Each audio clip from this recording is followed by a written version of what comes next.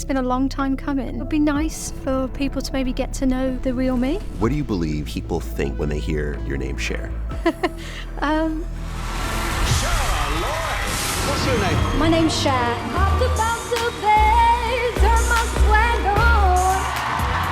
I came to the X Factor to get his approval. You are everything that a pop star should be. Cher Lloyd scored a #1 hit with her first single by the time she was just 18 years old. The most watched season in X Factor history. Yeah. Over 14 million people watching every episode. What advice would you give that 16-year-old girl? Don't be so naive. Things will get ugly. I told myself.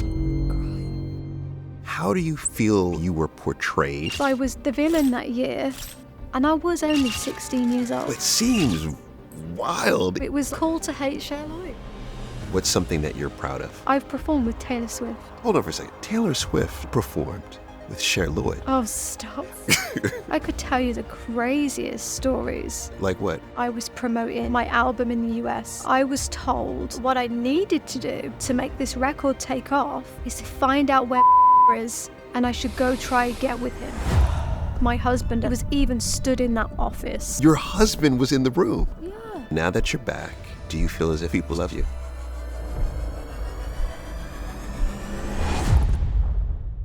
Before we get into it, I just wanted to mention something interesting that we've noticed recently. Around 9 in 10 of you watching these videos aren't subscribed yet. Now, no pressure at all, but if you're enjoying the content, subscribing is a super simple way to stay connected with us, and it also helps us out a ton with growing the channel. We also look at every comment, so make sure you comment with your guest ideas below, and we'll be sure to take note, and we'll try to get your favorite guest on future episodes. Please be aware that this episode covers topics that some listeners may find challenging. If you're affected by anything discussed, we've included links in the show notes to organizations and charities that can provide support. I appreciate you being here, so thanks for watching, and let's get into it.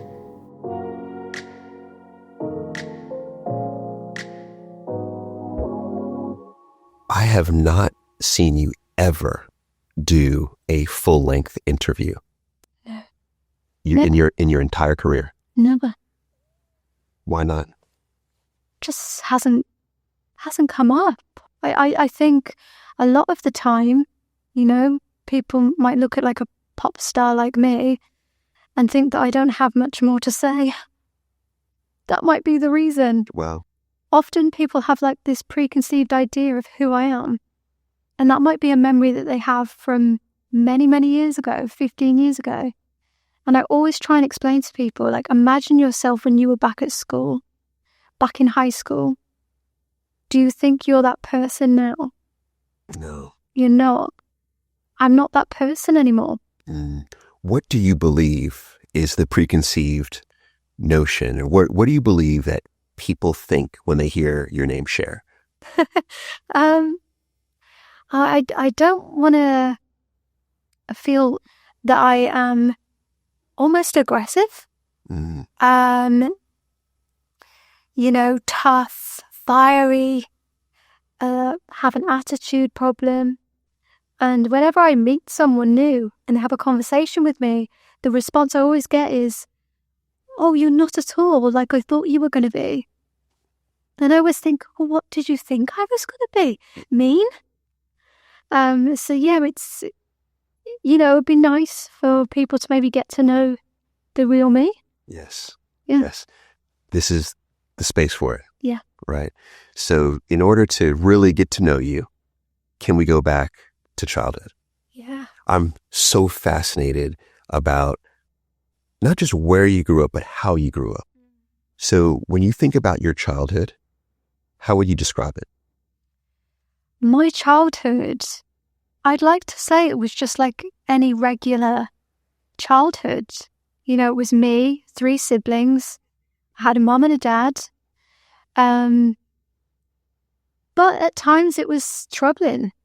I don't feel like I can say that I had everything set out for me and everything was okay and I was secure as a child, because I wasn't. I grew up in a council house on a council estate, And not always is that a negative thing. True. I made lots of friends on that council estate. We all looked after each other. If you ever needed anything, you could just pop 2 doors down and say, Mum's run out of sugar, can we have some sugar? And everyone would help each other out. But at the same time, I did grow up around things that I feel now as an adult and as a mother, children probably shouldn't ever be exposed to. I have spoken about it before, and I don't know whether it would make, my parents feel uncomfortable or speak about it, so I won't touch on it too much. But I did deal with my dad not being around for long periods of time due to being put in prison. And watching my mum have to struggle to bring us children up was tough. And I also felt embarrassed as a child. Just knowing that I had to explain why my dad wasn't at home. It's because he was in jail. But that was a period of his life that he's lived through. And I also understand now as an adult that people can become better people. Yes. My dad did his time for whatever he did. He was a great dad though.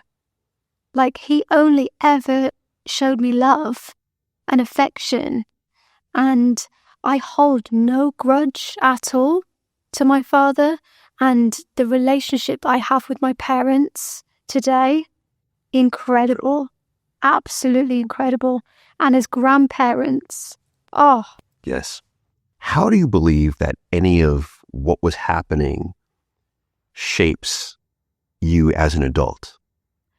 I think that was the beginning of me forming a thick skin and learning how to either hide those emotions or try and deal with them by myself, which makes me really sad because I don't feel like any child should have to feel that way, feel that they have to take on all that stress and embarrassment and have to deal with it alone. But I do feel like it did shape me. Looking forward to my career, it almost was like a glimpse into what I was going to feel like leading on into adulthood. Yes. But at the same time, all of these things that happened to me, I am fully aware that they're just part of the journey. And sometimes having that struggle makes you a better person, a decent person. And I think as I've gone through this everything, the glitz and the glamour, be a nice, genuine, decent human being. Yes. That's number one for me. Yes. So insightful too that you talked about how that made you emotionally have to manage yourself, right? It made you a bit distant. Yeah. And, not to label you this, but those are characteristics of someone with an avoidant attachment. That's me. That was you. Okay. That was me. And what's so interesting to me about avoidant people who are avoidant is yes, you're dealing with those issues, but at the same time, a lot of, I would say most of the CEOs, uberly successful people are avoidants. Yeah. And it's because of this idea that, you know what, I have to take on the world and it's only me. It's me against the world. And I can do it. Yeah. Yes. Yes, exactly that. And I think a lot of me does that now. Yes. I have a box in my mind. I put all of the bad stuff in the box. We lock it away because we got stuff to do. Yep. I can see it already. That's I it. can see it. And you're like, yeah, it's me against the world. Yeah. And I'm going to win. I'm going to win. I'm going to make it happen. No matter what you're going to throw at me, I'm going to bat it away and I'm going to carry on. Yes. All right. So this is interesting. These are things I didn't know about you. This is good. This is good.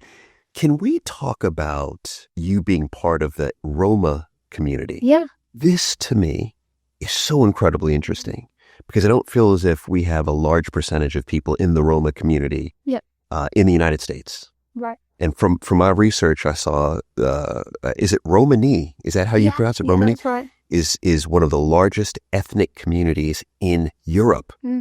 One of the largest in Europe. So to you, what does that mean?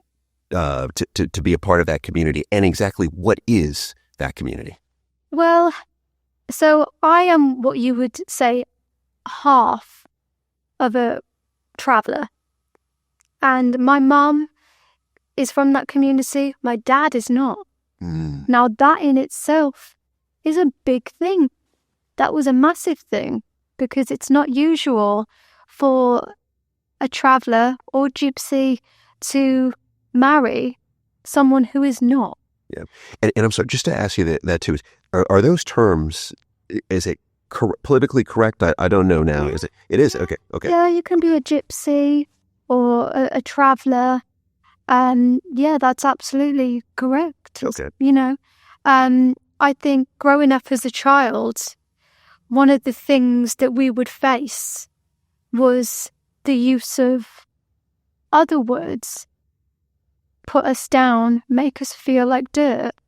I remember being in school and people saying, like, I hate to say it, but they'd call you a pikey. And that was just like a dagger straight to the gut, because you knew it was coming from this horrible, mean place. But they also were children. So you have to think, where did that come from? For a child to be like that towards another child, you have to think where that energy comes from. And often it would come from parents, adults. And we still do suffer that stigma in the UK today. Yes. There is this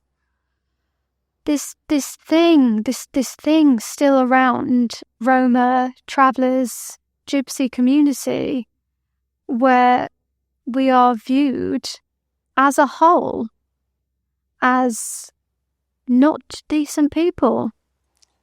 Not true. Some statistics that are startling here. 47% of Roma people in England have experienced some form of ethnic assault. Yeah.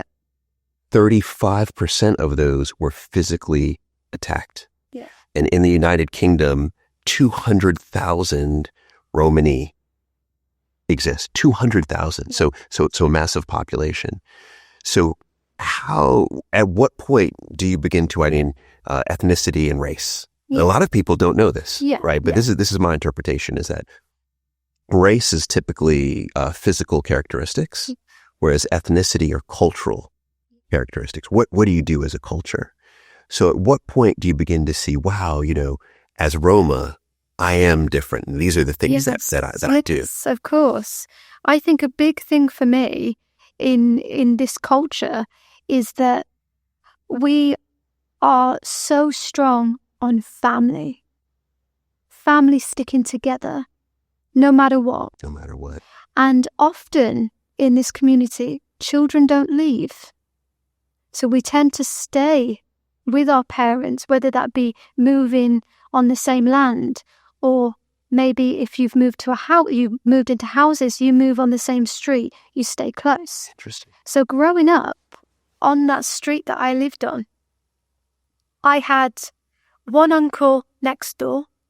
My other uncle and his wife was 2 doors down. My nan lived down the street, same street, and then the other uncle lived just round the corner. We stuck together. We just grouped together, stuck together, and we helped each other. It's almost like your own little village of family. And I think that's something that's really stuck with me, because there's something in me that draws me to be with my parents. Yes. Yes. Mm. Now, it's the traveling community. Mm-hmm. So is literally the community travels. Right. Okay. Right. All right. So when you were born, first year, you were in a wagon the first year, right? So I don't really know much about early childhood for me. I think a lot of times, I don't know whether my parents struggled to talk to me about when I was an infant. I don't know whether there was a lot going on for them at that time, mentally, Okay. and their situations. I don't think they had an easy time though. But I do have really fond memories of travelling all around the UK You do. with other family members And I've got cousins that I love and I love to spend time with, that still do live in trailers, what people in the UK would call caravans.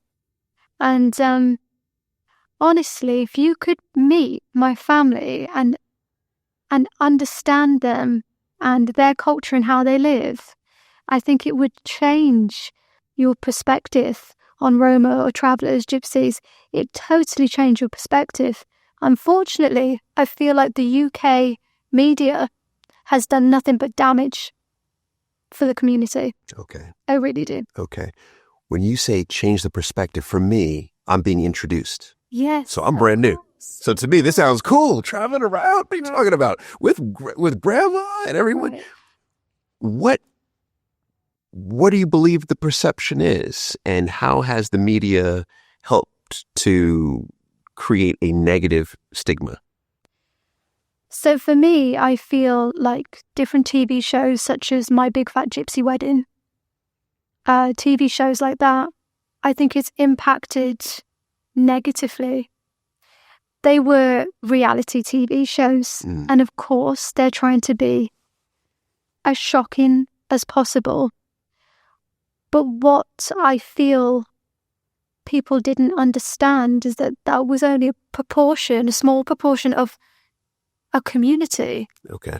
So to base your belief of what a community is like on just a very small group of people isn't cutting it. Right. It doesn't work.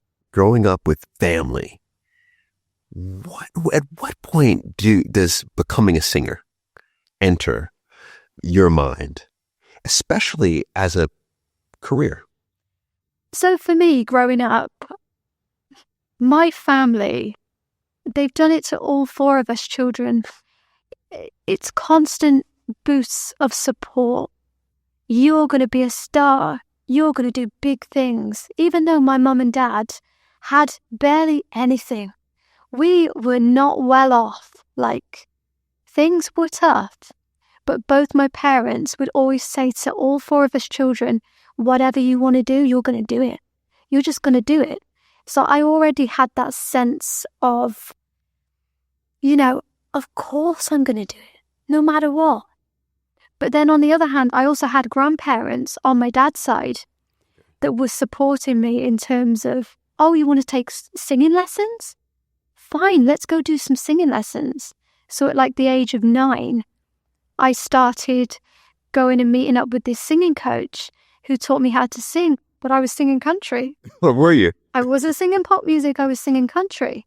Okay. Because I grew up around that music.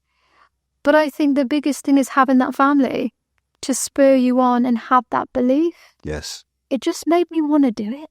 But as a hobby at that point, right? Yeah. Or were you thinking, I'm going to make a career out of this? Oh, really? yeah, from the very beginning. It's so funny now because I have a daughter, and at her age, I was saying to people in their face, I'm going to be a pop star. Really? So what age is that you're saying this? I was like 6 years old. 6, really? 6 years old. I'm going to be a singer. But Cher, what do you think inspired you to know I'm going to be a pop star? I just think it was ingrained in me because when I would sing, I'd detach from the world. That's the only way I can describe it. It does something to me. Like, it's like a high when I sing. And I think from being really, really young and living through some of the stuff I had to live through, I'd take myself off to my bedroom and I had this little karaoke machine. And I'd put the karaoke machine on, I'd sing, and I truly believe in my mind that I was on this big stage and everyone was there because they wanted to watch me. And my mind would just go away. It would just drift off. It was bliss. It was your safe space. Totally. Yeah. Because I couldn't speak to anyone. I didn't know how to speak to people and tell them how I was feeling. So that was my runaway. There's your runaway. At this young age, even, going into adolescence, before X Factor, you had family. Did you have any friends outside of family? Not really. It's one of those things where even just before the show, and I was still at high school then, just before I went on to the X Factor, I lived quite close to the school. So on break times and our lunch break, I used to go home and I'd sing straight back to that karaoke machine and I'd sing. And my mum would even tell people now, because they will not believe her. Yes, even on her school break, she'd come back, she'd practice. That's incredible. Yeah, that's all I did. So at that point, you're focused. Is the focus I'm practicing because I'm going to be somebody. Yeah. What did the people at school think? I think some people thought I was crazy. I really do. I remember having this argument with a teacher because academically I was not good. I was not good. My concentration was bad. I had a bad attitude. I didn't want to conform to being in a school. I didn't like that routine, sit down, learn, wear this uniform, read this book. I didn't like it. So I had a bit of a discussion with a teacher once because she wanted me to do something I didn't want to do. And she said to me, "You're going to end up being nothing. If you don't do this work, you're not going to amount to anything." And I turned straight to her and I said, "I'm going to be a star. I'm going to be a star." And she laughed at me. And rightly so. I was a bratty teenager. I didn't want to conform. I said I was going to be a star. But yes, she didn't believe.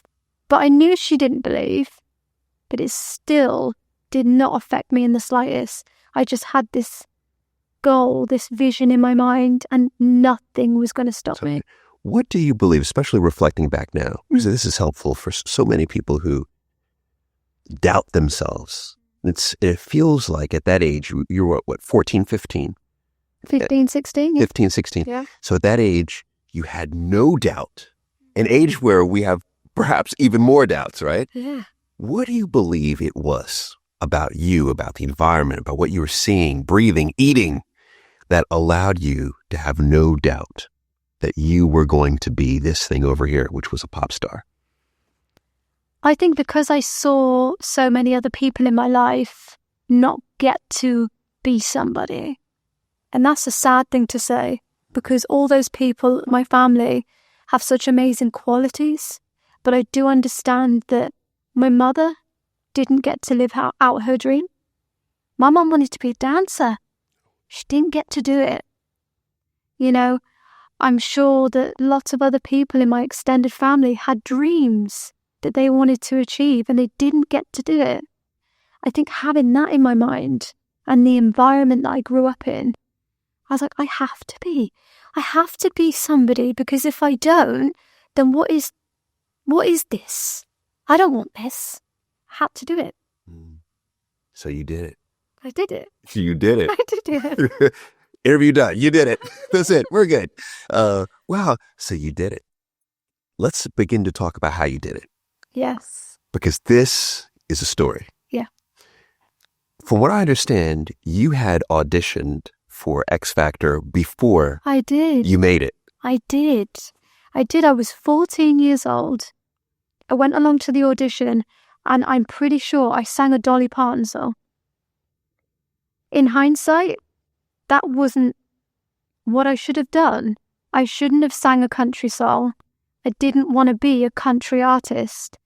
But I did feel quite a lot of pressure from family members because they loved when I sang country.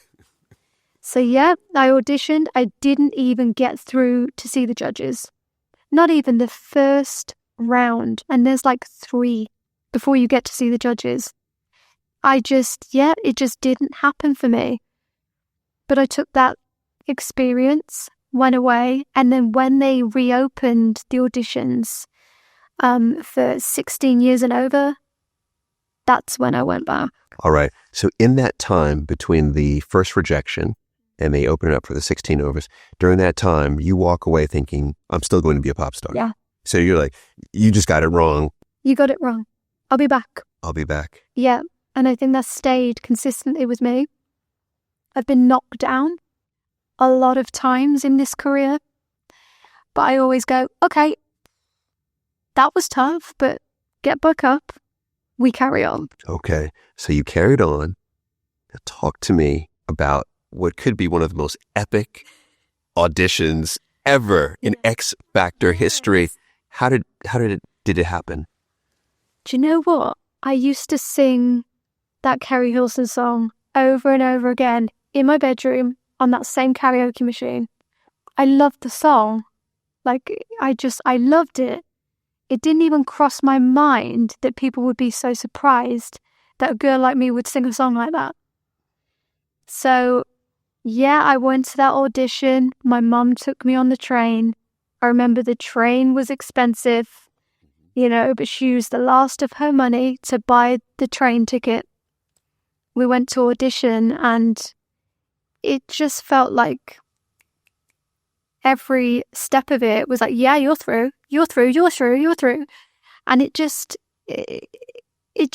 ran away. It ran away. And it was just shocking to see that, oh, wow, yeah, I'm finally doing it.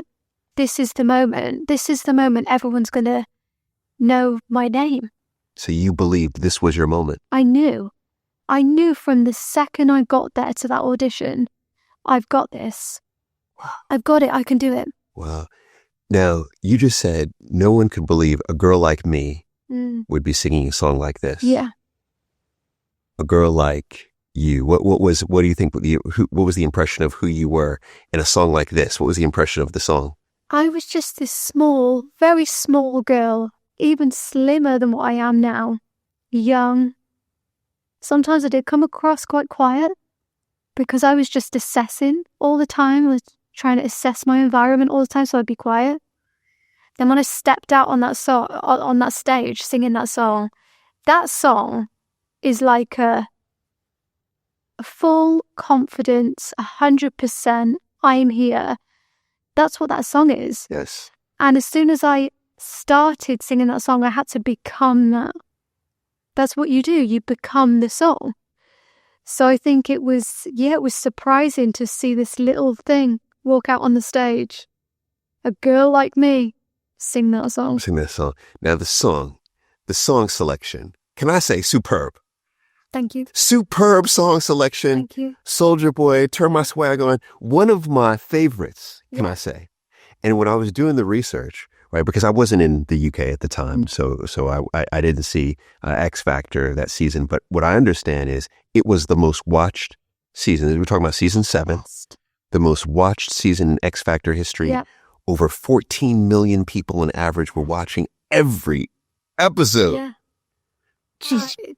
I know, but it was the best, the absolute best. The talent on that series of the X Factor, unmatched. One Direction. Really? Yeah, I mean, you have, so with the talent, you're living with each other, right? Yes. So you lived with One Direction. Yeah, Rebecca Ferguson. Yes. Mary Byrne, who I love. Just the talent. It's insane. Like that whole experience, mind-blowing. Yeah. It's one of those where, when you think about it's the most popular of a franchise that continues to be popular, but it was the most. And I think we do need to spend a second on the numbers, because you think in the UK, total population, depending on who you talk to, 55, 60 million people. So basically, you have like a quarter of adults or more watching it, everyone talking about it, to the point where that's what, 2010? 2010. Yeah. To the point where whenever I say your name, so what I did is like the last couple of days, I've been saying, hey, Cher Lloyd's coming. Have you heard Cher Lloyd? Everyone remembers you. And they remember that moment that you stepped on stage and you sang that song. Yeah. When you reflect back, you must be proud of that moment. So proud. Like massively proud. it feels like it's a different person. Like I don't quite know that person anymore. But I look back as a 31-year-old mother of two. I look back at a 16-year-old girl and think, how did you do that? Where did you find the courage? Like, where on earth did you find that courage to say, I'm going to step out onto this stage in front of millions of people and I'm going to do it because I believe I can do it? Sometimes I wish I had that same confidence as that 16-year-old girl, because I think as I've aged and I've seen more of the world, I think it's took it from me a little bit, which is kind of sad. Wow. So looking back at 31, if you were to go back and give that 16-year-old girl who's about to get on that stage and sing this song that's going to change her life, what advice would you give her? There's so much advice I'd give myself as a 16-year-old. I think it's hard. It's difficult because I'd love to say that I'd tell her to have her wits about her and don't be so naive. This isn't all about the lights and the makeup and the cameras. There's so much more, and things will get ugly. Yeah. But you're going to have to figure out a way to deal with them because they're going to happen to you whether you like it or not. So the fact that you would say that, to me, it sounds like you're saying at 16, you didn't realize things would get ugly. I didn't know. Honestly, I was oblivious. I truly believed that going on a show like The X Factor was going to be just fun, and I'm going to get to sing, which is exactly what I wanted. But it wasn't just that. There was so much more. Okay. So much more. Let's talk about it. What was happening with X Factor? Because, you know, I've done reality TV for so many years now, and I think I've seen you say this, where we have to understand that it is a singing competition, but it's also a reality television show. Yeah, of course. At the same time. So let's talk about the reality TV bit of it. Yeah. How do you feel as if you were portrayed versus who you actually were? Yeah, that's a really good one because, like you say, it's reality TV and they have to entertain people. Unfortunately, it's not just about the singing. And I think because I did have such confidence and was such a presence at that time, I think that was a gateway into kind of giving me the character of the villain. I guess I was the villain that year, which tends to happen in reality TV. And I'm not saying that I was perfect, because I definitely wasn't. I think I struggled a lot on the show with how to deal with this instant fame and people's comments towards me. The negative attention, I didn't know how to deal with it. But at the same time, I look back and I think I didn't deserve half of the stuff that happened to me. I definitely didn't. And I'd feel the same if that was my daughter. Yes. If my daughter had to go through what I went through, yes, I'd pull her from that. You would? I'd pull her 1,000,000%. 1,000,000%. Let's talk about the specifics to set the record straight on this. So you acknowledge, okay, I could have been better. I could have, yeah. So what were the things that you felt like you were doing that you shouldn't have been doing? I'd constantly bite back. So if media had said bad things about me, I'd feel like I had to defend myself. Okay. And I had to bite back. And also, I felt like I'd lost all control of my life. Absolutely everything. From the way that I dress. Okay, you have a stylist that styles you. I didn't like those clothes, but I still was made to wear those clothes. It's all these tiny little micro things. that just makes a person lose their mind. I lost my mind on that show. 1,000,000%, I lost it. And I didn't feel like I had anyone to turn to. No one to talk to properly because they were on the show. Like, could I trust anyone? Because I tried to talk to other people before and then the next day it's in the newspaper. So where do you go? Saying that you lost it is a strong statement. Yeah.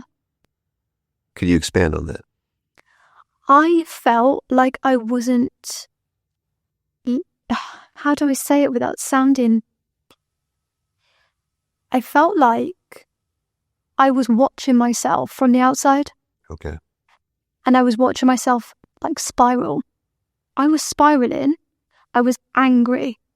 Really, really angry. Because all of a sudden, it wasn't fun anymore.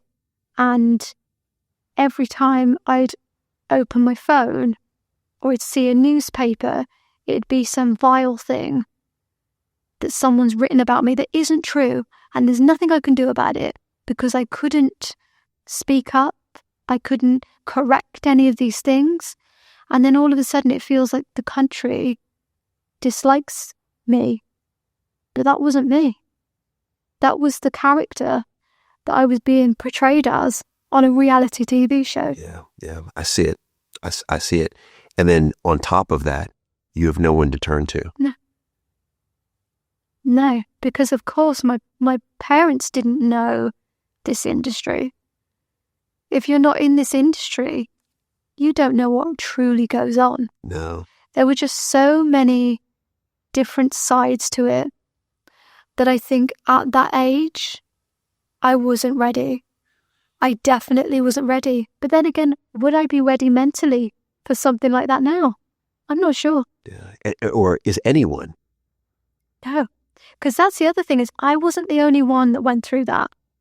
There were other people on that show that experienced the negative side of it.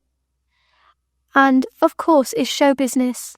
I know that you take the good with the bad, but sometimes things got really dark for me. And I was only 16 years old. You're 16 years old. What about mental health support? I mean, I know a lot has changed in the industry in terms of reality TV over the years. Yeah. But 2010, what type of mental health support were you getting? There was like a team of people like that to support. I was given antidepressants while on the show. Really? I was 16. Yeah, and I was prescribed antidepressants while on the show. I thought that was the norm. I guess this is showbiz. So you just take them? I felt like I had to because was it going to get better? Was it going to feel better? Was it going to stop? I didn't know. Goodness. So you have the issues that you're dealing with in terms of the press, but also from what I understand and read, there were challenges with the judges. Right, yes. As well. Yeah, I think because I'd been given this sort of character on the TV show, it made it easy for people to jump on the bandwagon. Because that happens, right? Yeah. Once people start talking negatively about a person, it enables other people to chime in. And that often happened with me. And of course, it makes for great television. So yeah, I butted heads with judges on the show. More so when I left the show. Especially as I'm older now and I'm wiser. I don't let people speak to me that way anymore. I don't stand for it. So on the show, though, because it's interesting when you think about a show like that, they're judges, but at the same time, I think, at least I feel like they're presented as mentors. Yeah, that's right. So they're presented as, okay, I'm going to support you and I'm going to carry you through this journey that you're on. Did you feel like they were mentors or something else? It's really tricky. It's a hard one because, it's reality TV. There's always some type of fakery when it comes to reality TV. Facts. It Yeah. happens. Yeah. At the same time, what I will say is when I was on the show, Cheryl was nothing but good to me. And I had this feeling like she knew. She knew, and she'd always ask me if I was okay. Really? But I knew that she meant it. I knew that when she said it, she was actually saying, are you okay? Yes. Like, do you need help? Yes. So I felt supported by her. But everything else around, I just felt like it was just for the show. So me personally, being in the mental state that I was in, I didn't feel like I was taken care of. If anything, people just put fuel on the fire.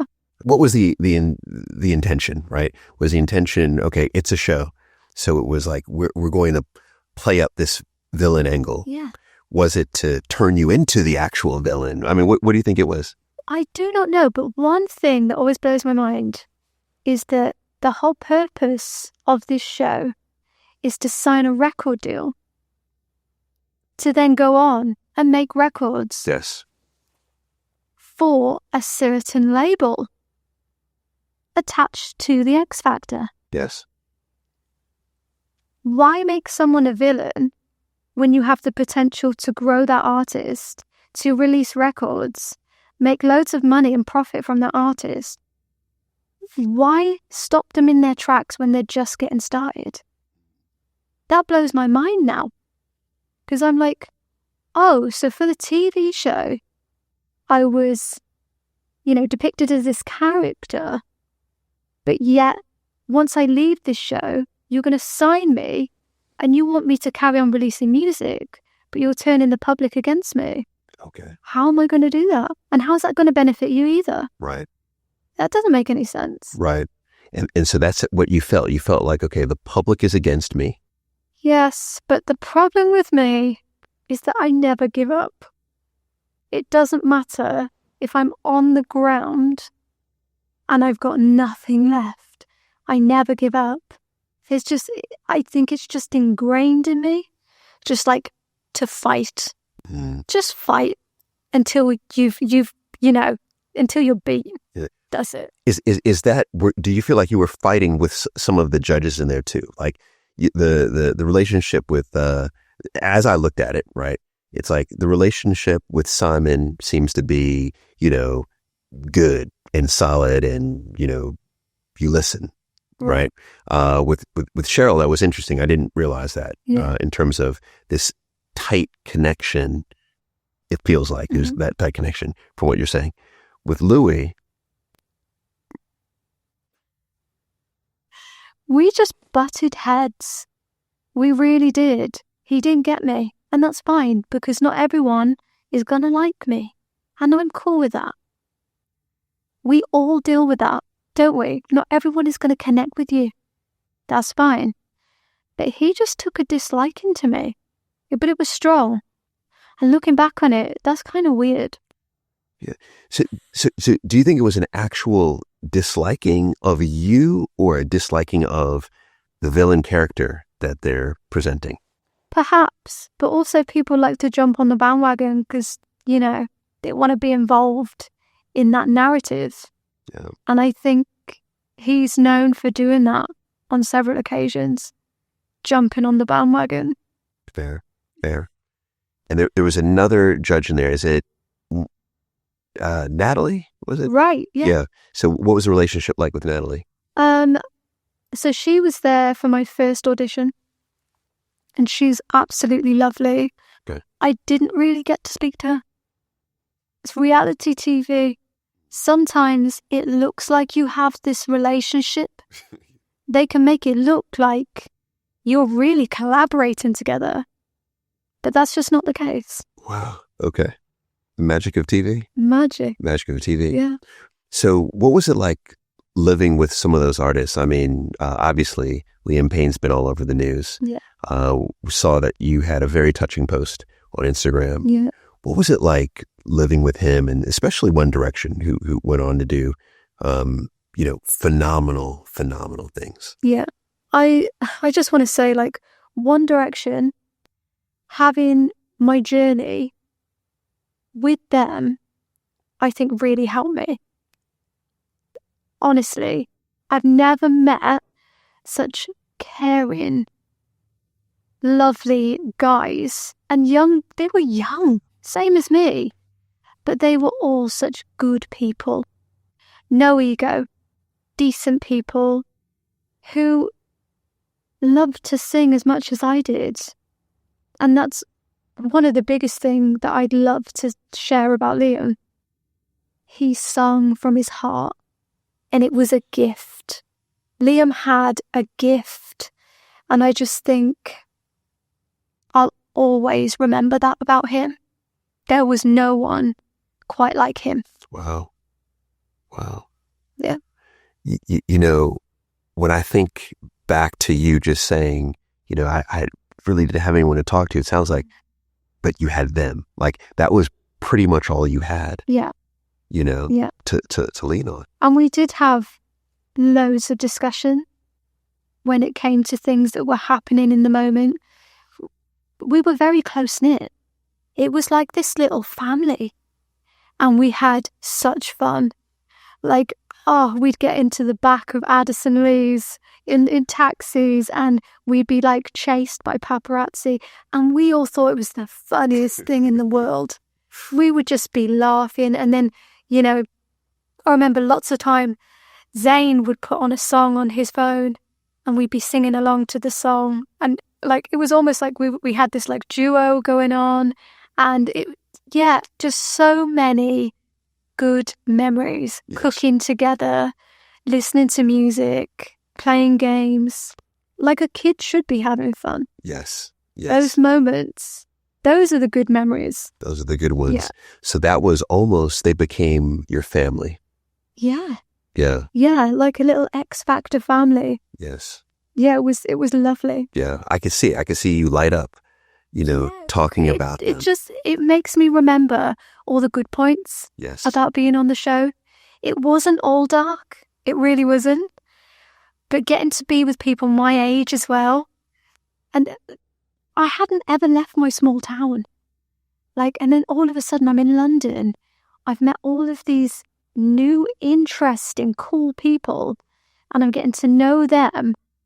And literally having the best time of my life. Some of the best memories of when we weren't filming and we were just hanging out. But what about the competitive aspect? Because you're also competing with them.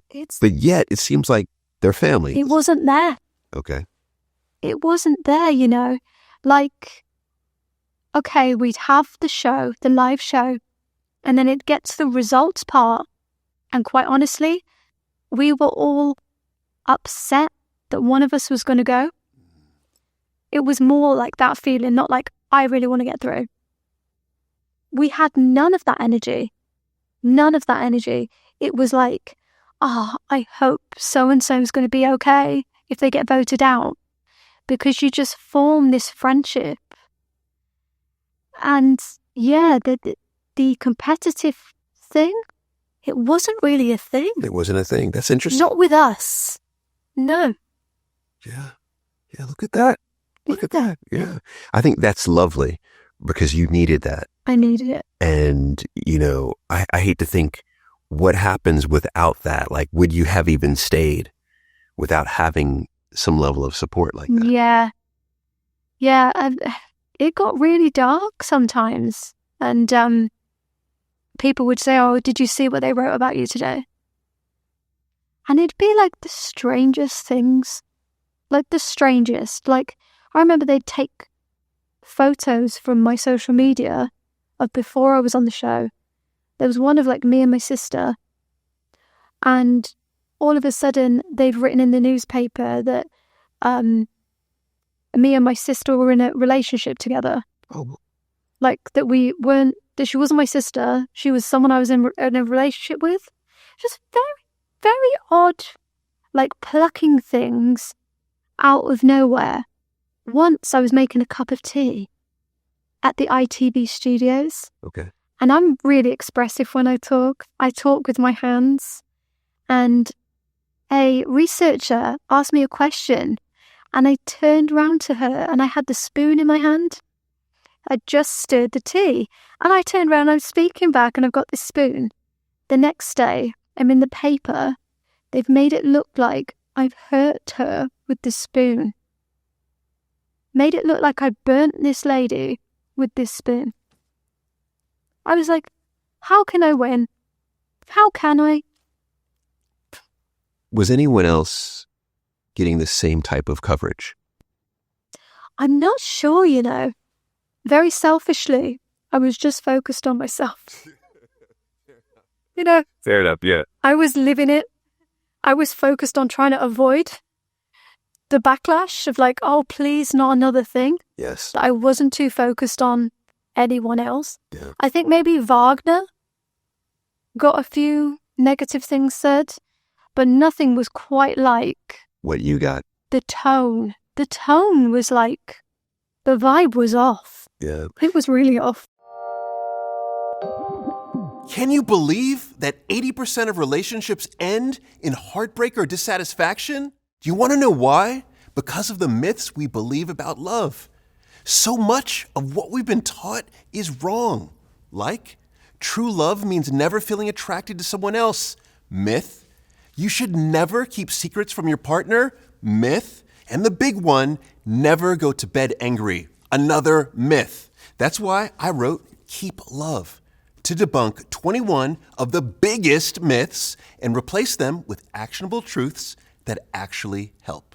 To celebrate, I'm inviting you to an evening with me, Paul C. Brunson, on February 7th at Cadogan Hall in London. We'll unpack the biggest myths, explore the truths that strengthen relationships, and answer your questions in a live Q&A. Tickets are limited, so grab yours now from the link below.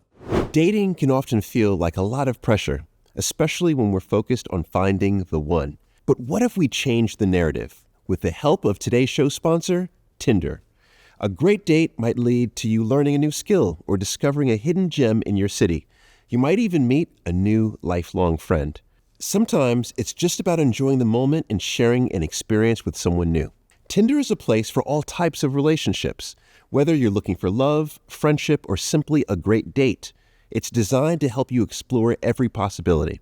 Dating isn't about success or failure. It's about the journey. So take the pressure off, open your mind, and embrace the adventure. Wherever it takes you, it starts with a swipe. Download Tinder today and see where your next connection might lead. One of the most powerful pieces that I believe people thought that you did, and even from me watching, I thought as well, was when you sang Stay. Yeah. Now, why was that so important? Yeah, that was hugely important for me. Because only a few days before that performance, I lost my uncle. My uncle passed away while I was on the show. And one really dark memory I have about that is that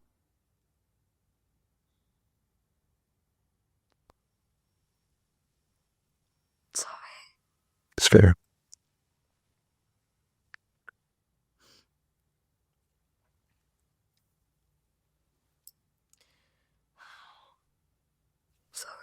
Oh, I told myself I would cry.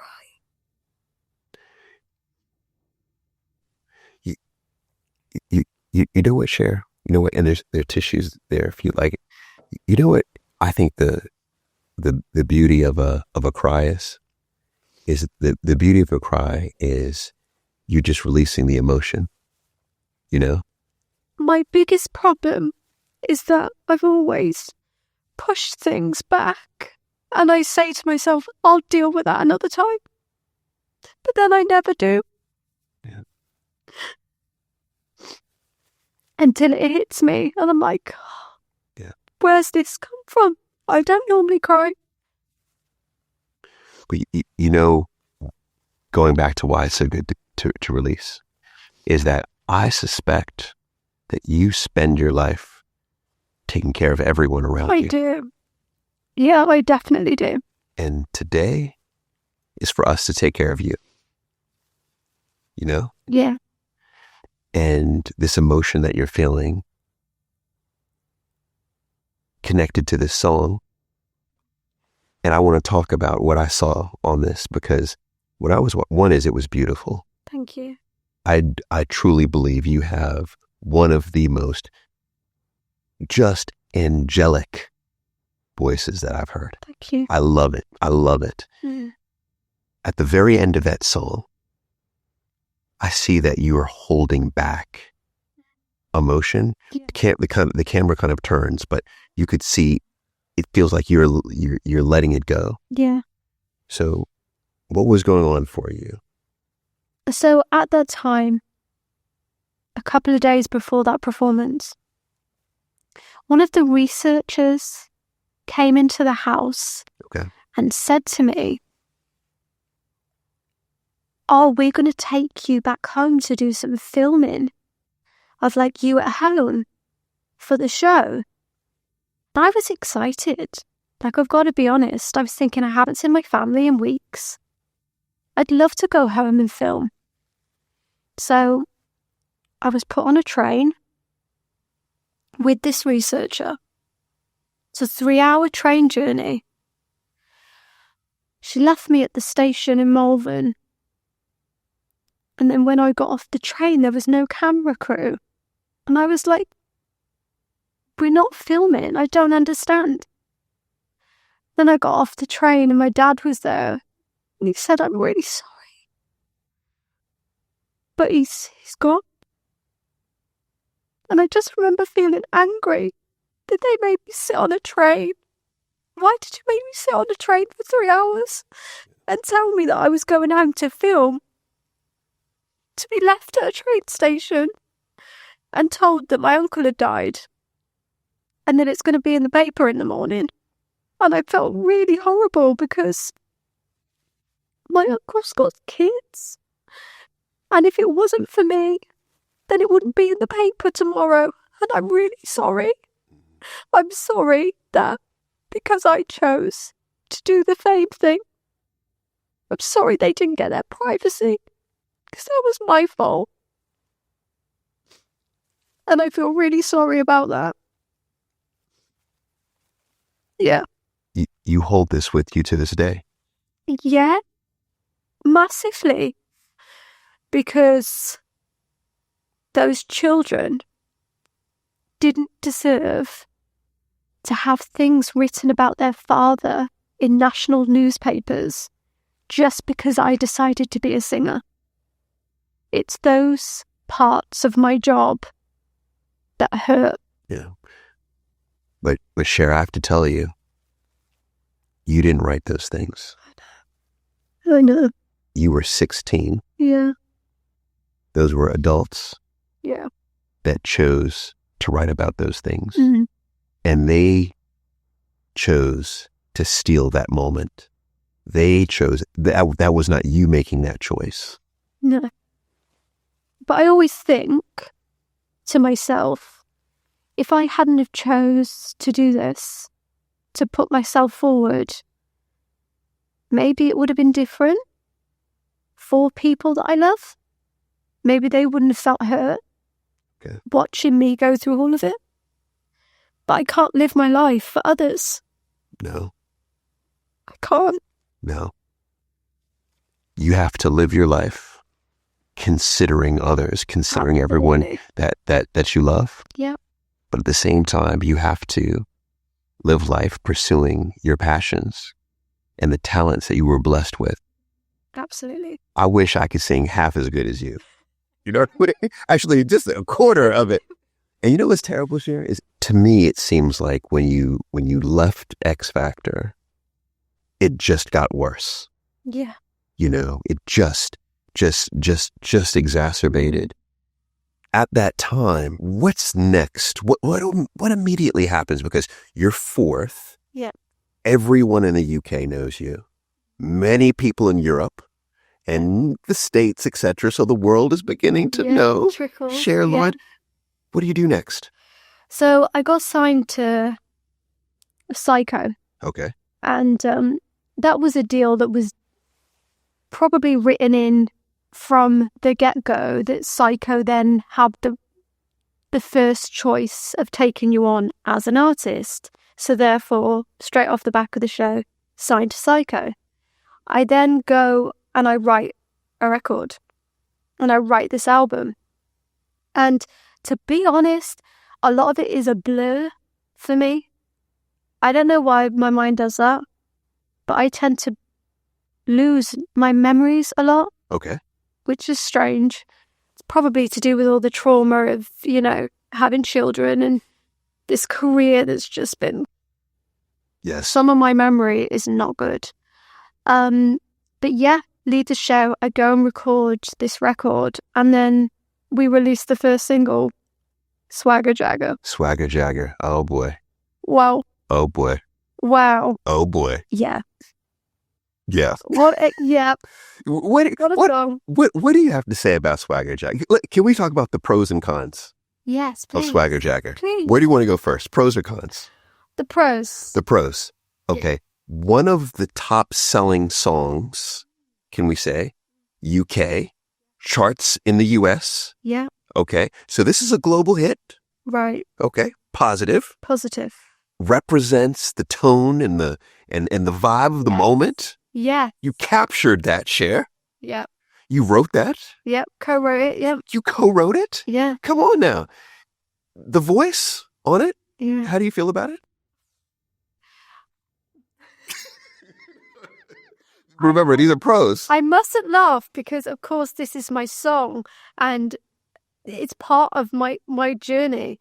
But as a first song, risky as a first song. Risky? It's a bit risky. So, but that's you. You're Yeah. bold. I couldn't have been boring and released a ballad or something like that. It just wouldn't have worked. So I just feel like I just kicked the door open. Here's Swagger Jagger. Okay. You kicked it wide open. So those are pros. Yes. What are the cons? The cons were that it totally fit that narrative that I had given me on the show. So it was like this gateway into, oh, she's a brat, she's this, she's that, into, you can't stop looking at me. I mean, could you get more bratty than that? You can't. I mean, Swagger Jagger is so full of itself. It's untrue. Like, it's unreal. But I still feel like it's such an anthem. And I am going to be proud of that song forever, even though it does tend to make me cringe. Okay. Because it's not where I am artistically now. Yes. So there is that sense of, yeah. Yeah. Will you ever perform that song again? It has to be the right moment and the right vibe for me to perform that song. Okay. Because it takes a lot out of me. Because, like I said, it's just not artistically where I'm at. Right. But it seems like the emotional connection to it is that it takes you back to that time. It does. And that time the song comes out, but it feels like you get labeled. Yeah. What? I mean, you tell me. How did you feel like UK media was labeling you? Just as this cocky, arrogant 16-year-old that had this huge chip on her shoulder. Part of that was true.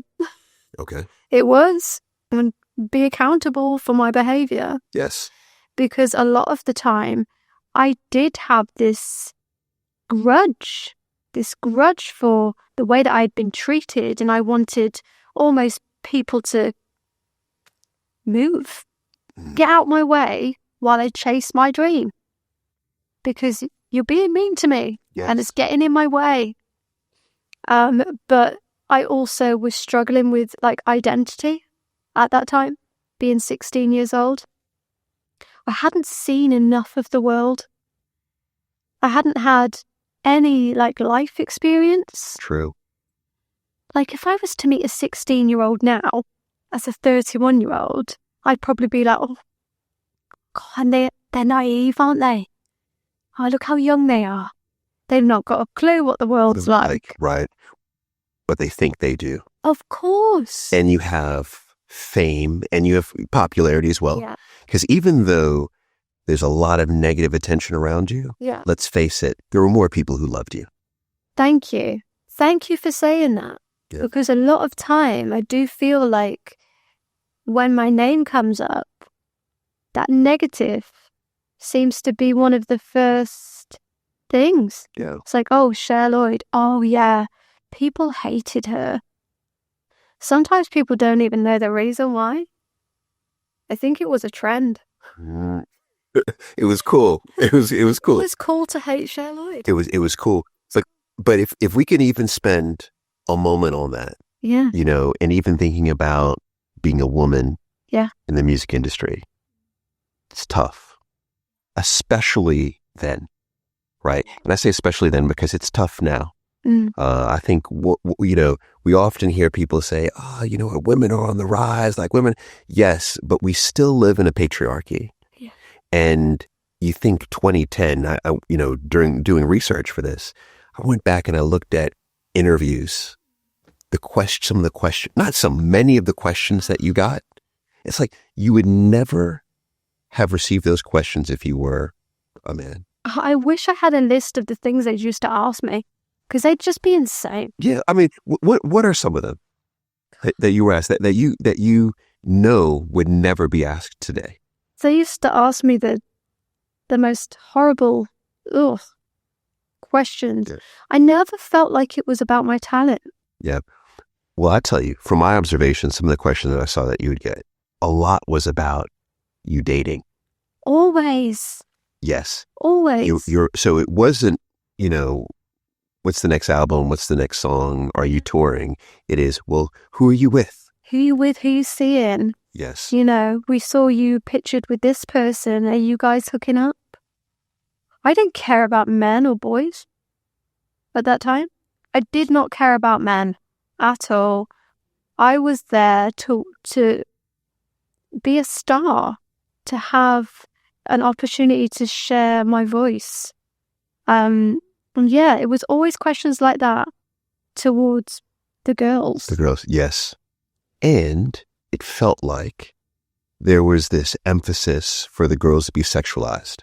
Hugely. And I would imagine that there was enormous pressure on you. Yes, absolutely. Even at the tender age of 16 years old, Yeah. I'd be dressed in outfits that I don't feel were appropriate. That wasn't appropriate. I've always dressed a little bit masculine. That's just how I always like to dress. I like baggy clothes. You know, I love trainers, chunky boots. I'm not much of a heel person. But some of the outfits that they put forward for me to wear, I'd be like, my dad will go crazy if I wear that. He will not be happy with that. Yes. That's not appropriate. I was a child. You're a child. But you're still being asked to do it. And is the thought, dress like this, sell more albums, or dress like this? Of course. Okay. But that's been that way forever, and it's still around now. It's still around now. I could tell you the craziest stories of the stuff that's been said to me, or the things that have been taken away because I refused to go and hook up with people. Really, like what? What's been taken away? So I remember once, while I lived in the US and I was promoting my album in the US, I walked into the record label at the time and they hadn't given me a promotional budget to promote this album that's, you know, we spent millions on this album, but there's no budget to go get people to hear it. Right. So I walk in and I say, look, I really need some cash to try and push this record. Basically told no. But what I needed to do to make this record take off is hit some of the clubs and they'll find out where Bieber is. And I should go try get with him.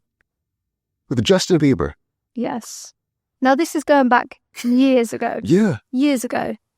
I was a teenager but I was very much with my husband at that time. He was even stood in that office while I was told they weren't going to spend any money on the album, pushing the album, that I was to go hook up with someone mega famous and basically leech off the back of someone else's fame. Was I not good enough? Was I not good enough to invest in that you would rather use me in that way? Yeah. So this is not, to me, it's not, it's super bizarre, crazy, horrendous. Yeah. Doesn't feel far-fetched for the industry. But what seems wild is your husband was in the room. Yeah.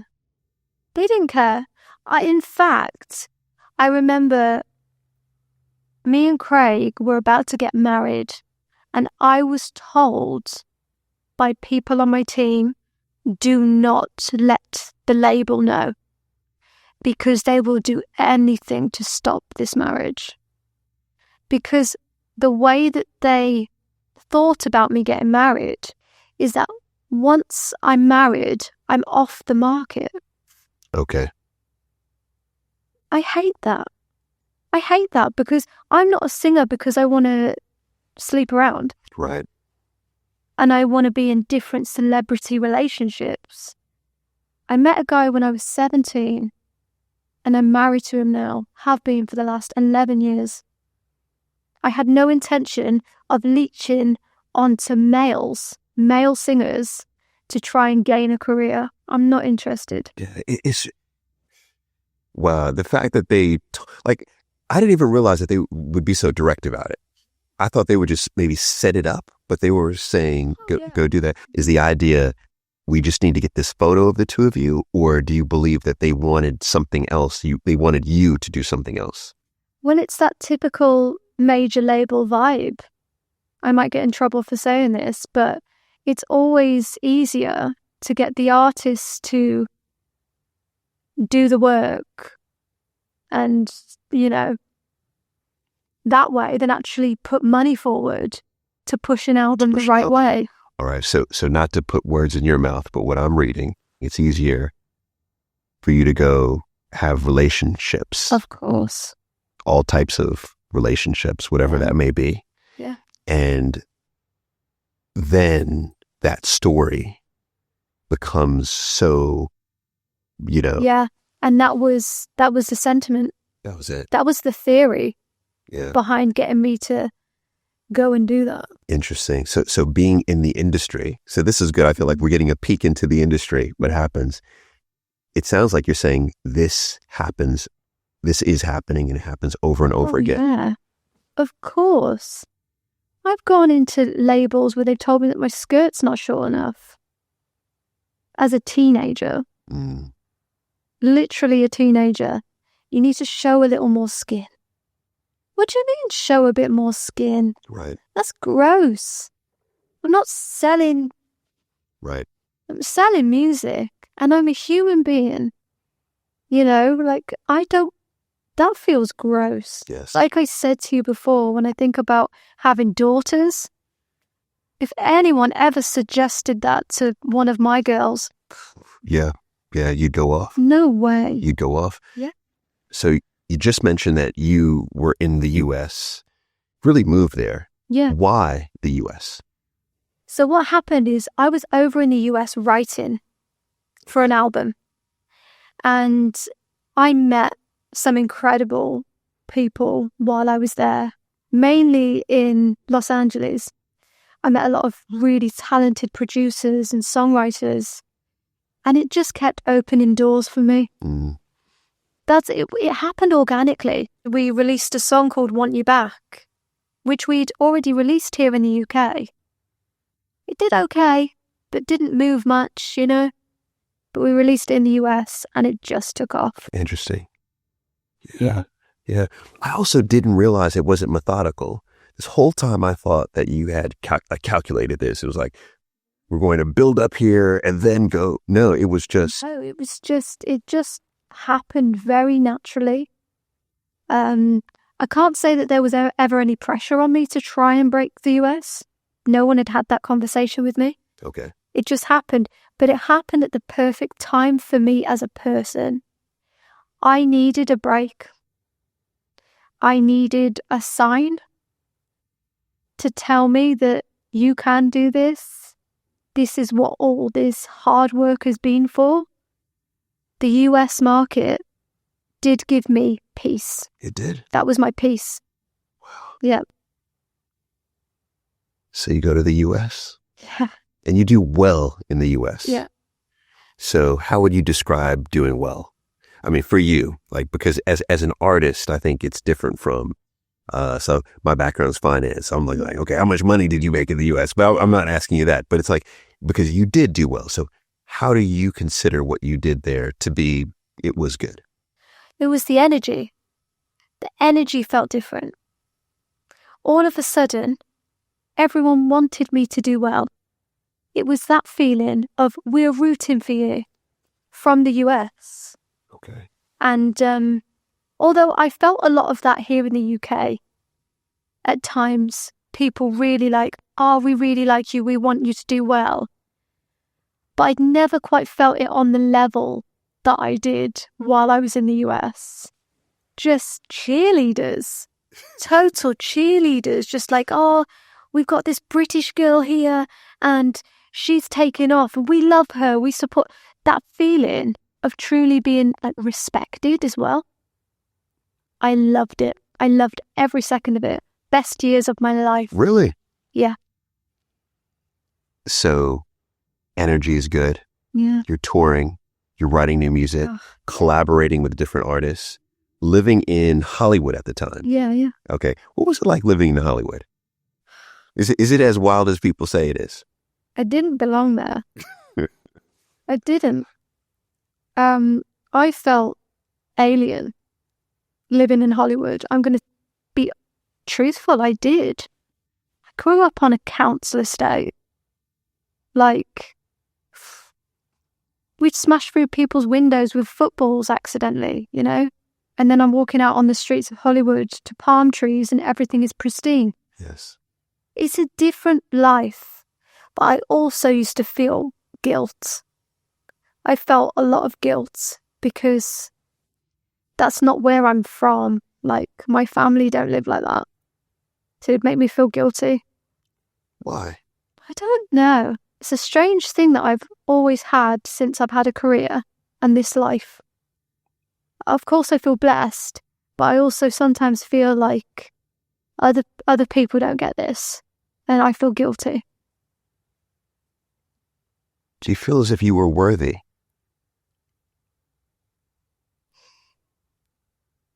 I feel like someone like me shouldn't have. You know? I often think what life would have been if I didn't have this life. Yeah. That hit me when you said that. Someone like me shouldn't have this. Who's someone like me? I just, where I come from and that world that I used to be in. Like, what are the chances of a girl like me ever reaching this point in my career 15 years later and I'm still going? Yes. Yes.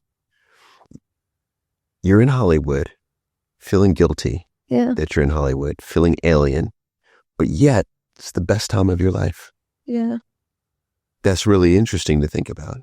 Yeah, I feel like success is subjective because what's successful for me might not be success for you. Yes. It was because I had this sense of feeling respected and I felt like people were invested in me as an artist. That to me was true success. Yes. So this reminds me, you're respected. We don't feel as if we are an asset to it. Our well-being, our mental health is going to be off. Yeah. And this is the reason why where we work, our home life, where we live, why it's so important for us to feel as if we are conducive to it. Yeah. We are adding some type of value to it. Yeah. And it feels like here you were, and it's ultimately what then has you come back to the UK? I had to come home. You had to come I home. had to come home. I needed to be home. I just felt like, as much as it's been a rocky road here in the UK, I still want to be here. I want to release music here. I really want to be loved by the UK. I'm just being honest. I do. I want to be loved by my country. The US was great, but what I want more than anything is love from my own country. Do you feel as if your country loves you?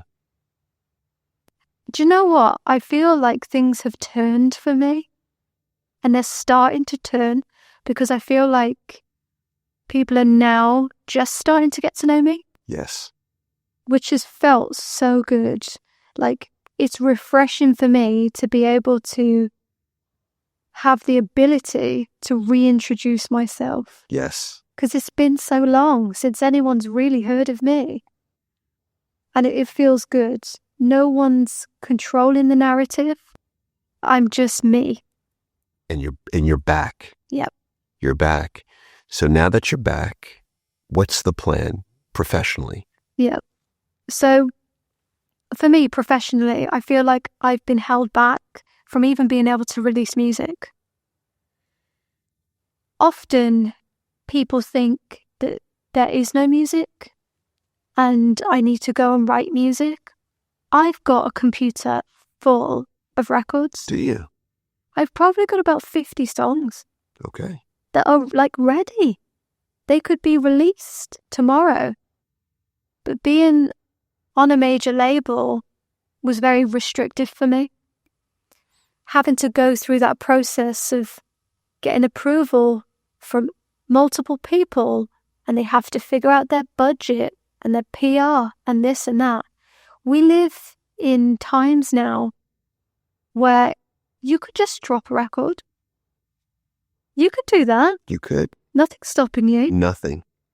We have social media at our fingertips, and major labels lean on that more than ever anyway. So for me, being an independent artist now and having complete control over everything that I do is the best for me. It's the best. Yes. And when you're on stage, you can see it. You transform. Yeah. You know, there was who were you want to say it was Taylor Swift. Yes. You own that. Thank you. You owned it. What a moment to say that I've performed with Taylor Swift. The Taylor Swift. My daughter. Wait, hold on. Wait. Wow. No, hold on for a second. Taylor Swift, she performed with Cher Lloyd. Oh, stop. I'm saying. Can we? She did. How did that come about? I just had a phone call one day. I think my manager called me and she was like, "You're not going to believe this, but Taylor's performing at the Staples Center and she wants you to come on and sing your song." My mind was blown. Absolutely blown. And then I went into this state of panic, like, oh, huge arena with the Taylor Swift. I'm going to be performing my song with her. Like, what in the world is this? I loved every second. She was the sweetest person I think I've ever met. She baked me, like, they looked like scones, but they were like American biscuits. American, Yeah, we biscuits. yeah. And when she said, "Oh, I baked you some biscuits," I thought like biscuits as in Biscuit, like cookies, Yeah. And I looked at them and I thought, "Oh, they're funny looking biscuits." But how sweet of her to take time, even when she was on a tour, to take time. She baked me biscuits. Okay, were they good?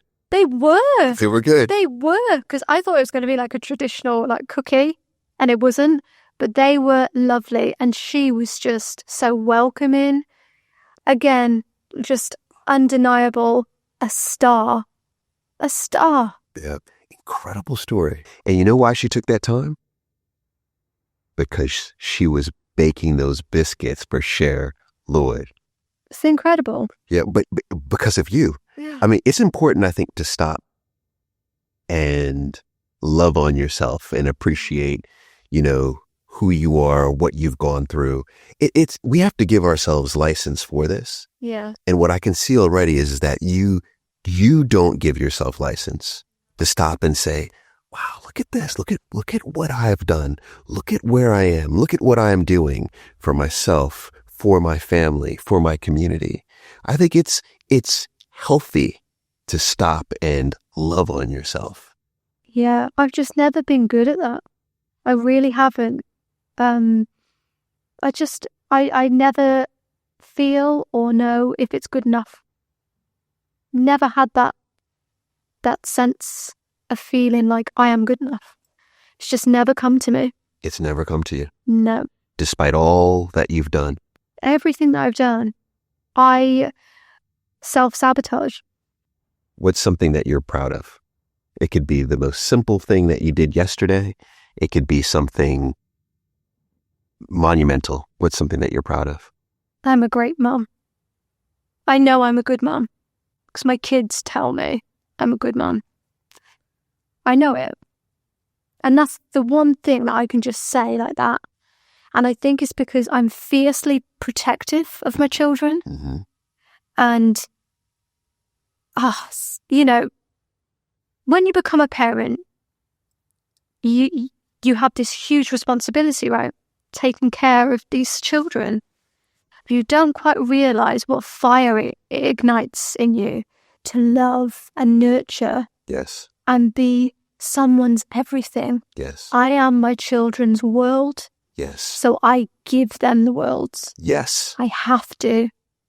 And, it's just having kids changed me. Yes. It really did.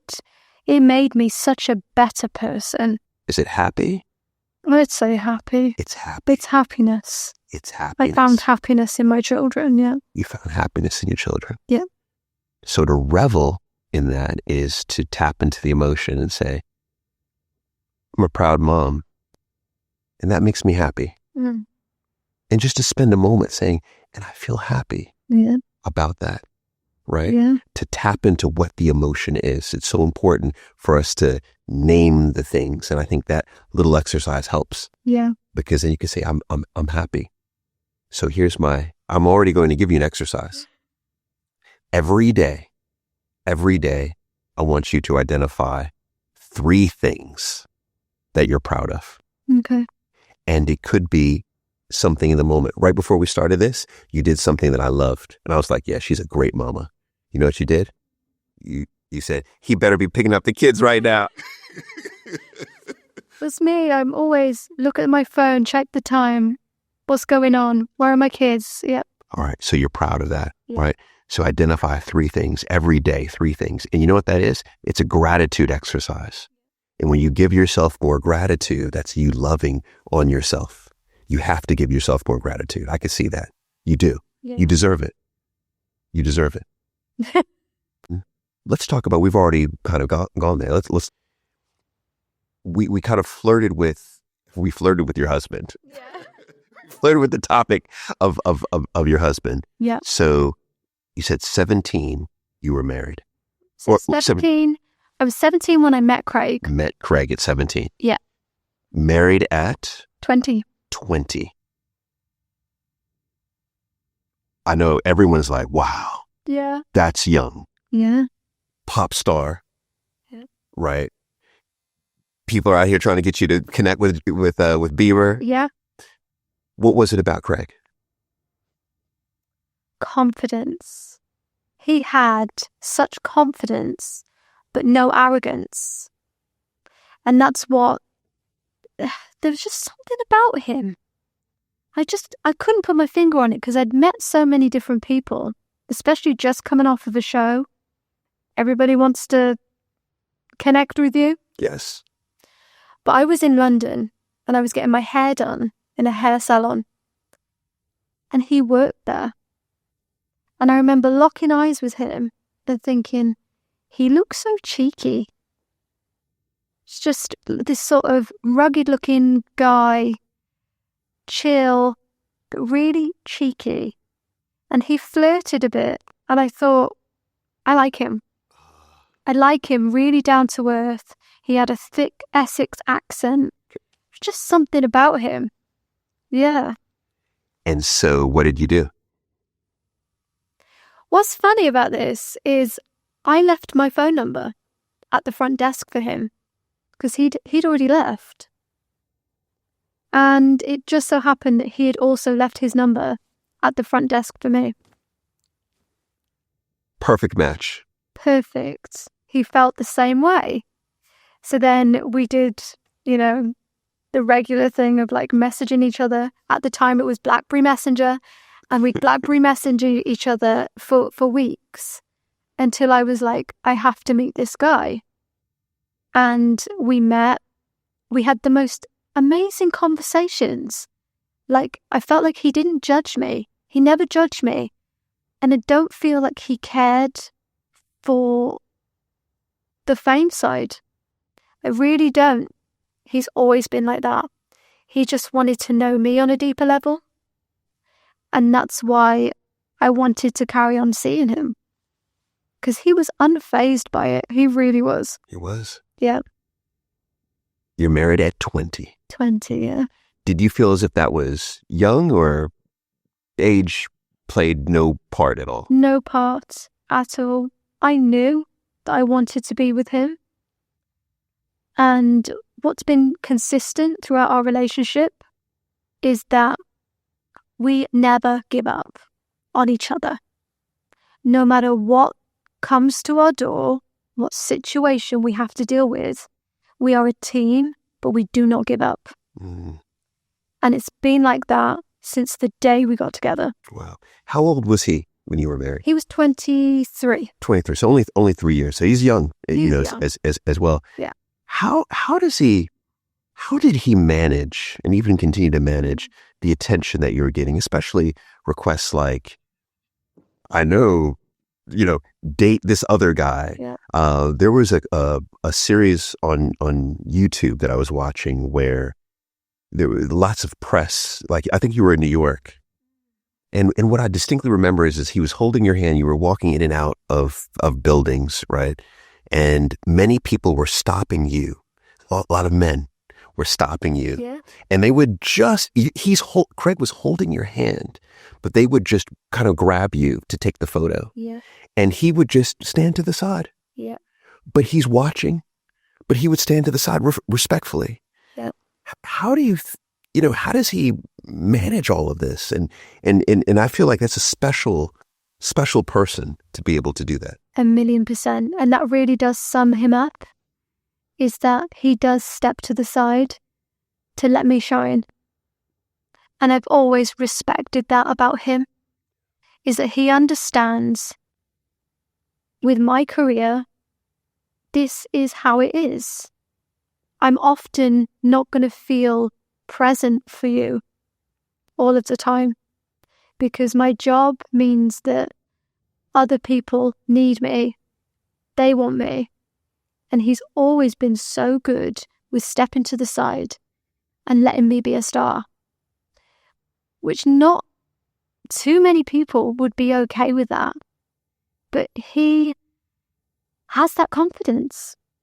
He is sure of himself. He's secure. He's a very secure man. Yeah. And I think that's what's made it possible for him to roll with this for years. Just roll with it and be a true supporter of me. That's what he's been. A rock. Someone that is always there consistently, that I can run to when I need help. He is that. And I wish that I had him when I was back going through all that hard stuff at the beginning of my career. Yeah. But you have him now. I have him now. I won't let go. Yeah. Yeah, you have him now. That's a very special relationship. And then the two of you then start creating babies. Yes. Yes. How does motherhood change you? It's changed my whole outlook on life. The things that used to matter to me don't matter anymore. That's that's what happens, doesn't it? It shifts, and you just view the world differently. You want to protect your children from everything. I just want to protect them. I want to love them. I want to give them the best life. And yeah, they are the best thing that ever could have happened to me. They really are. Yes. How do you think that having children now, and you have this wonderful partner, how does that now impact the next phase of your career? Yeah. How does it do that? I'm stressed. I'm stressed out. All I keep thinking is, how am I going to do this? Because the mental load already for a mother is through the roof. Yeah. The lists, the constant lists, the being needed all of the time by 2 small children. But then at the same time, I still have to chase my dream. I have to, because also my children need to see me fulfill my dreams. Yes. That's important. 2 girls watching their mother succeed. Yes. But I would argue that the pursuit of your dream is succeeding in your dream. Yep. Yeah.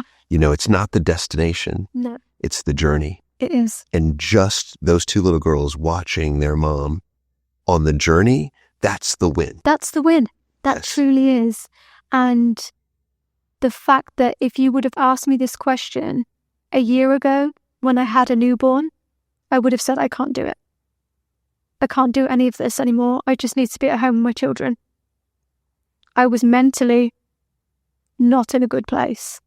And I don't think I would have ever had an ounce of confidence in myself to ever step back out on a stage.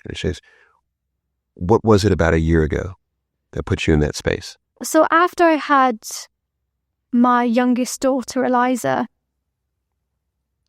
I'd heard about postnatal depression before, but I didn't understand what it meant for someone to go through it. Okay.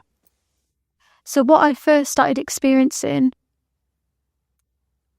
was real loneliness, but also I doubted myself in everything that I was doing. And I had this overwhelming fear that something was going to happen to my baby. And it started affecting my mental health severely. I had the shakes all the time. I felt sick all the time. I couldn't sleep. I couldn't eat.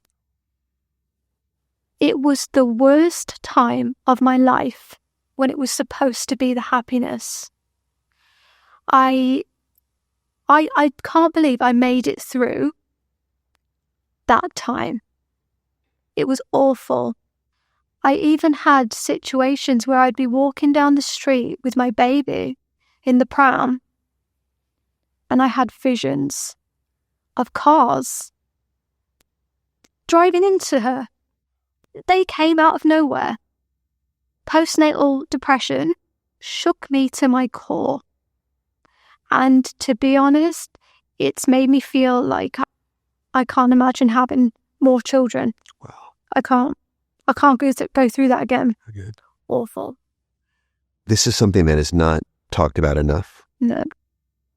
How did you come out the other side? It took me a really long time. I felt like I didn't want to leave the house. I didn't know who I was anymore, to be honest. I really didn't. I completely lost myself. And that's why when you ask me what I was proud of, yes, I say being a mother, because even though that was the hardest time of my life, my children were always safe. I protected them, and they always came first, even though my mental health took the biggest blow ever.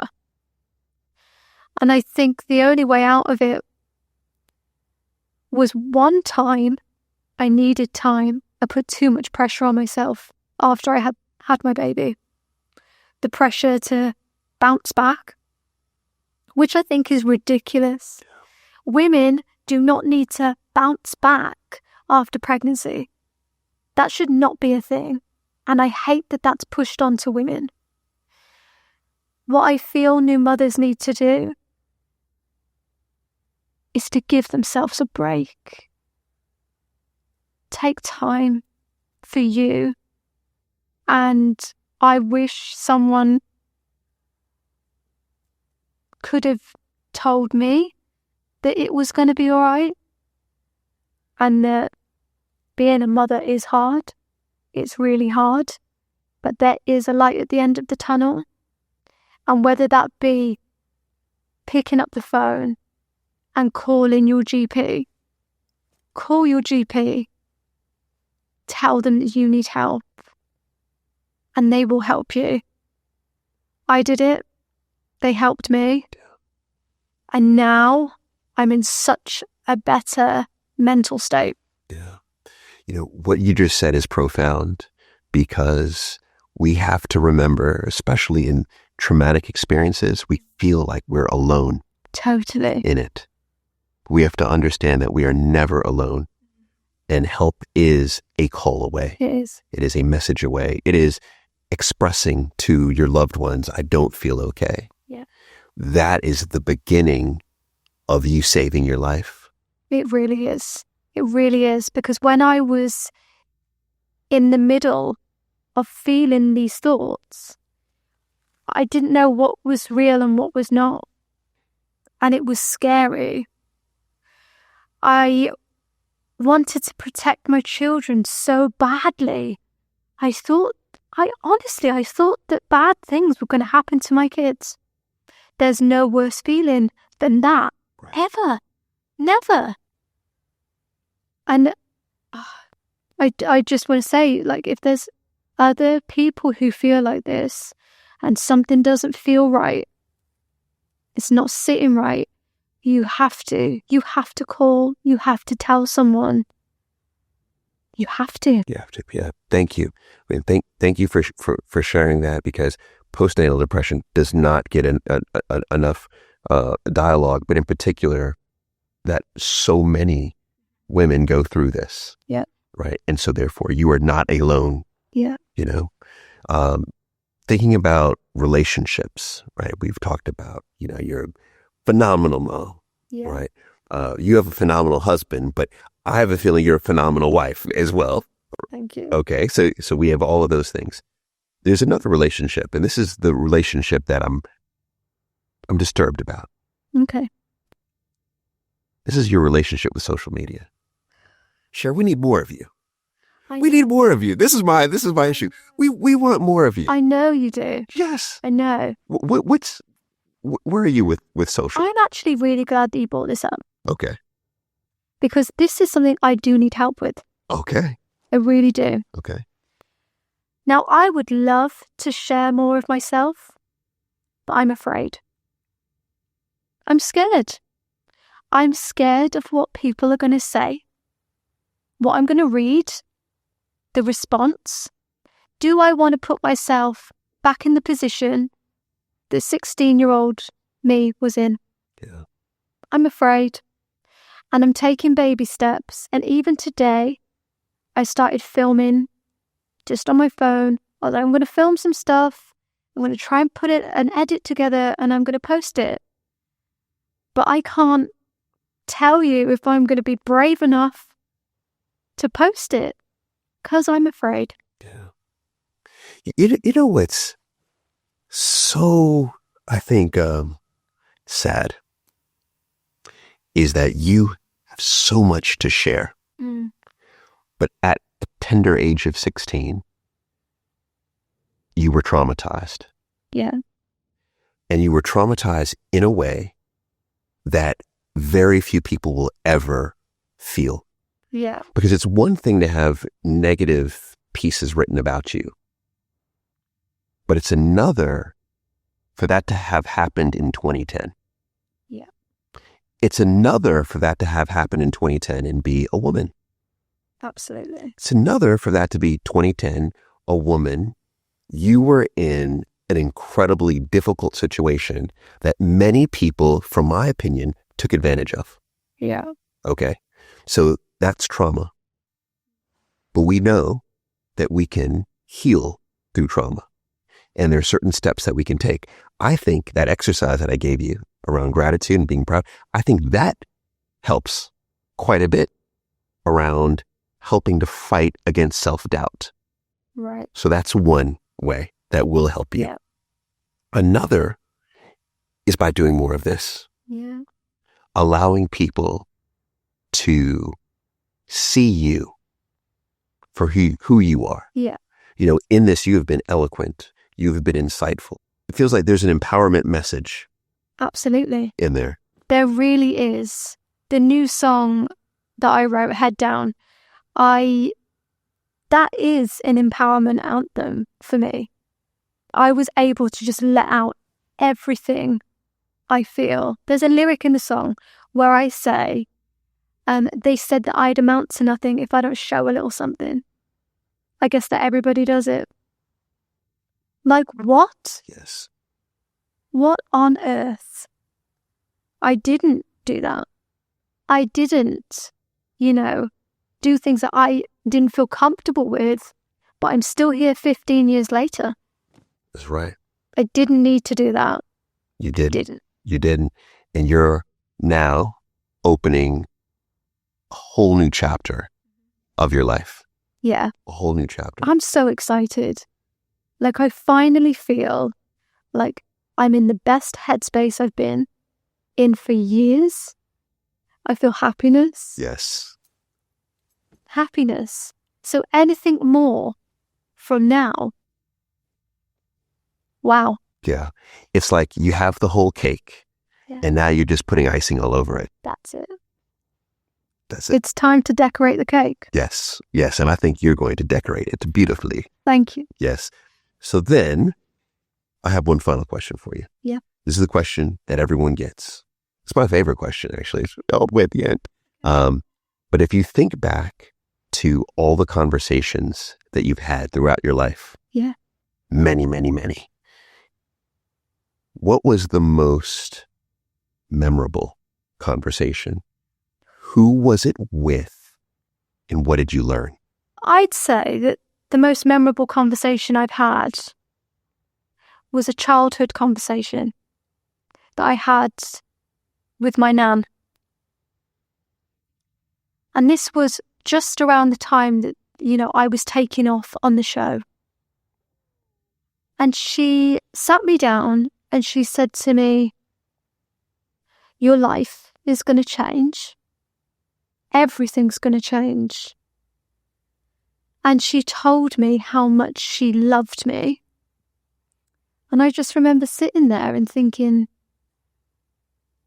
yeah, this is going to happen now. My whole life is going to change. And she spoke to me about being a decent person and protecting myself and not forgetting where I come from.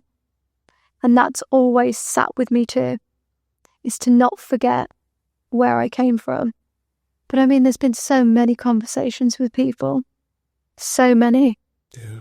But just that, what I found in asking this question now to many, many guests is typically it goes back to a close family member. And more often than not, it goes back to nans. Really? Yes. Yes. Oh. I find that to be, it's one of those things that I now have thinking, okay, I need to research this because there's something about the wisdom and the love, the unconditional love that you get from a grandparent that is just without question life-changing. And even to go back to our initial conversation about the Roma community is I'm walking away with how beautiful the family connection and dynamic is. The fact that you live down the street or you live with a parent and you live down the street from an uncle, etc. Because the way that the world is shifting is we're moving away from that. We're moving to a place of more and more individualism, Yes. where we're moving away from all communities. We're moving away, you know, and there's a price that you pay for that. My family almost entirely lives in the United States. I live across the pond. Yeah. And there's a price that I pay. There's a price that my wife pays. There's a price that my sons pay by not having their family with them. And as a society, we need to place more value on our family. 1,000,000%. I really feel that. And for me, moving back to the UK was a huge reason for moving back to the UK. Yeah. I am really grateful that my children get to grow up with their grandparents around. It's priceless. It's priceless. You could have all the money in the world. You could have huge, sprawling mansions. But having people, that is priceless. And that's what I'm interested in. That's the most important thing for me, is people and relationships. Yes, fair enough. Yeah. Cher. This has been better than I thought it was going to be. I was so excited for you to come because I, wasn't here in the UK, so I wasn't a part of the X Factor moment as everyone. But I'm telling you, the moment I saw you walk on that stage and you turn your swag on, the moment you turn your swag, I was like, I love her. And you did not disappoint. Thank you. You did not. Thank you so much. Thank you. Can I say, one of my favorite episodes. And as always, I have some takeaways that I'd like to share. In particular for Cher, there are 3. The first is that Cher's story is a testament to the power of unwavering belief in yourself. As a teenager, faced with laughter and doubt, she boldly declared, "I'm going to be a star." Even when dismissed, her vision remained crystal clear. On lunch breaks, she'd return to her karaoke machine, honing her craft with relentless focus. Her journey shows that persistent vision and self-confidence can drive success, even when others doubt you. Let her story remind us, if your dream is unshakable, no external opinion can hold you back. The second takeaway is that before this interview, I didn't fully grasp how debilitating postnatal depression can be. Listening to Cher's story gave me a new understanding of its weight and its hope. She shared how overwhelming motherhood can feel, but also that there is light at the end of the tunnel. She said, pick up the phone, call your GP, tell them if you need help, and they will help you. I did it. They helped me too. If you're struggling, know that reaching out for help is a brave and vital step forward. We've included resources in the show notes because you don't have to face this alone. And the last but not least takeaway is that often the greatest validation comes from the people who matter most. Being told you're a great mom, as we would say in the States, or you're a great mum, as we say here in the UK, by our children, gave Cher unshakable confidence in her parenting. It's a reminder of the profound responsibility and fire that parenthood ignites, the drive to love, protect, and nurture. When loved ones affirm us, it reinforces the impact of our care and strengthens our belief in ourselves. Their words can serve as powerful proof of the love and dedication we give. As always, thanks for watching, and I can't wait to see you next time. And just remember, around 9 in 10 of you watching these videos aren't subscribed yet. Now, no pressure at all, but if you're enjoying the content, subscribing is a super simple way to stay connected with us, and it also helps a ton when growing the channel. We also look at every comment, so make sure you comment with your guest ideas below, and we'll get your favorite guest on our future episodes. Every episode of this podcast comes to life with the help of Adobe Express, the quick and easy create anything app from Adobe, even if you don't have any design experience. I couldn't be more grateful for how much making this podcast lights me up. Getting to have these conversations, sharing stories, and connecting with you all, it's the work that makes me feel truly alive. But finding that kind of work doesn't happen overnight. I've taken risks, switched lanes, and followed paths that have felt uncertain, all in the hope of doing something meaningful. Whether you're launching a new business, starting a side hustle, or simply putting your ideas out into the world, you've got to be willing to take that first step. and Adobe Express is the tool that helps make those steps easier. It's got ready-to-go templates and AI-powered features to create professional designs, social media posts, and logos in minutes, whether you're an amateur or a seasoned designer. It's free to try. Just search Adobe Express and see where it takes you.